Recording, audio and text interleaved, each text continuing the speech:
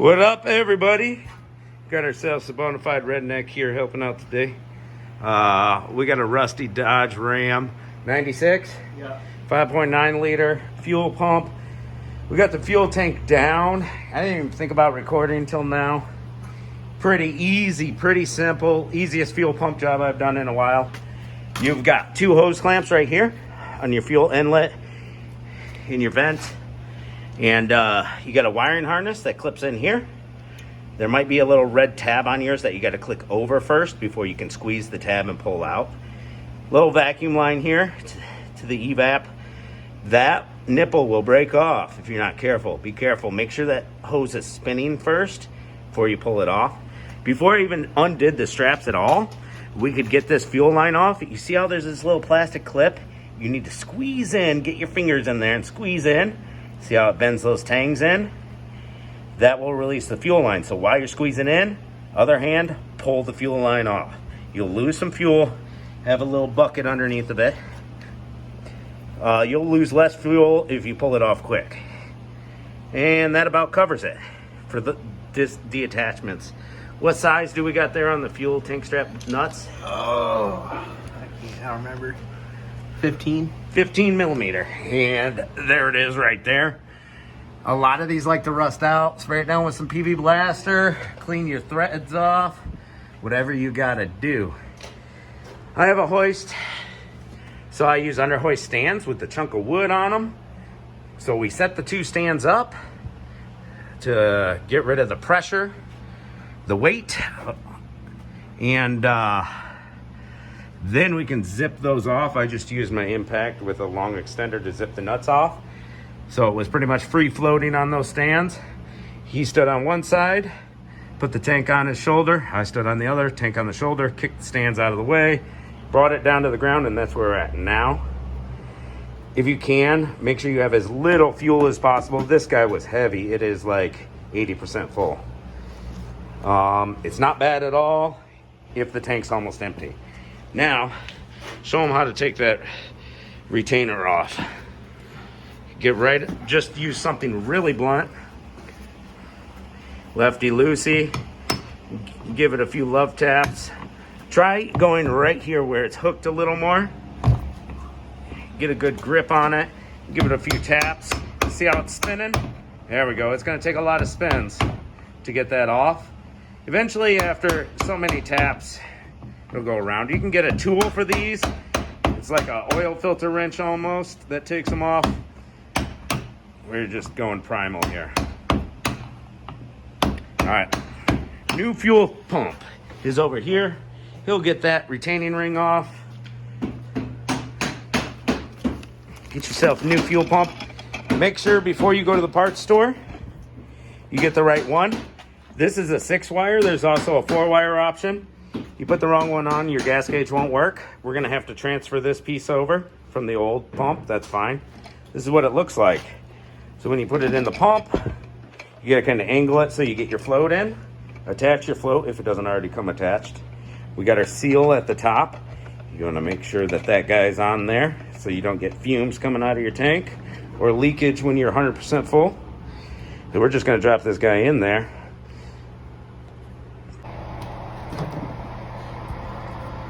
All right, we popped this little sucker out of the old one. You can see the seal, it kind of lips in there. Had to get 2 screwdrivers that were real flat and pop it out. Don't break it. Try not to break it. We want it to slide easy in there.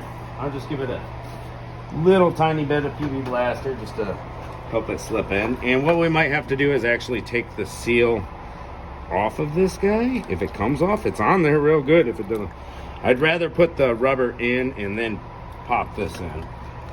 So we've got to put that guy in there, and it is not going to go in at all.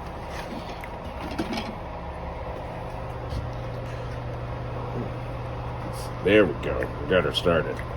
All right, now we're going to get our seal in first. Kind of got to squish it, get it to sit in there. There we go. Now we pop this guy in, and this guy faces along the lines of the fuel pressure.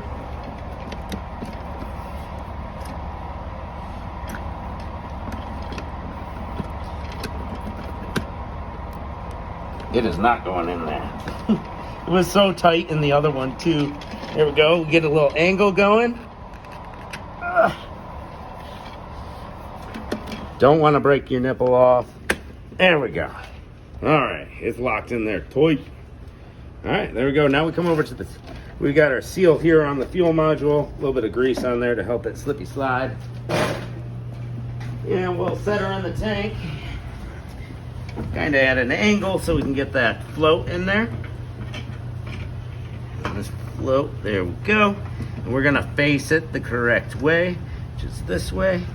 We gotta make sure that seal goes down in there and it's not twisted or anything. And the other fuel pump was in there real tight. Over time, sometimes these plastic tanks shrink on you, and that makes it a real pain. I'm using my fingernail to go around the seal to get it started to where it needs to go. Just working my way around. Or you can put the seal in first, guys. Either way, whatever's easier for you. It looks like that might be the ticket on this style. As long as that seal's there and in place.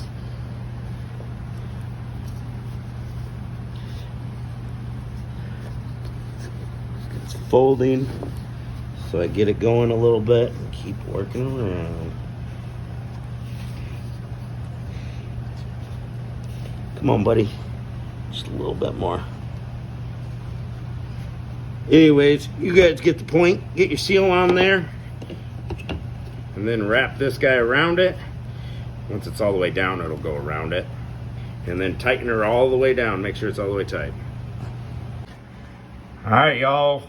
While your tank is out, check your lines. This one doesn't look the greatest, but a lot better than the other ones I've seen here in Michigan. We're gonna check our Evap hose right here. We got our hose, it goes to metal. It comes over to here, through the frame, to your canister. Looks good. You can replace it right now if you want to. This one probably should be replaced, but it's pretty easy to replace them. You can just run all rubber all the way back there if yours rots out. It's all good. Got our wiring harness there. This is all the way tightened down. To get this locking ring over it, it keeps hitting on this. You got to kind of pull it over and pop it down, and make sure you're not cross-threading when you're tightening her up. Now the tough part, because it has so much freaking gas, we can either drain it into 5-gallon gas cans, or we can just manhandle it. I think we're gonna manhandle it, pop it up on some stands, and then get our fuel tank straps that are laying over there. Make sure you don't mix up front with rear. I think they're different. They are. And get one strap attached. Once we get one strap attached, it's smooth sailing from there. If you're doing this on the ground, no hoist, transmission jack is the way to go. Where's our transmission jack? I mean, you can jack your vehicle up if you need to, and then get yourself a $60 Harbor Freight transmission jack. And they're great because they got this wide pad. You can adjust the arms and stuff. Put your chain around the fuel tank so it doesn't slip, and you could jack the whole tank up.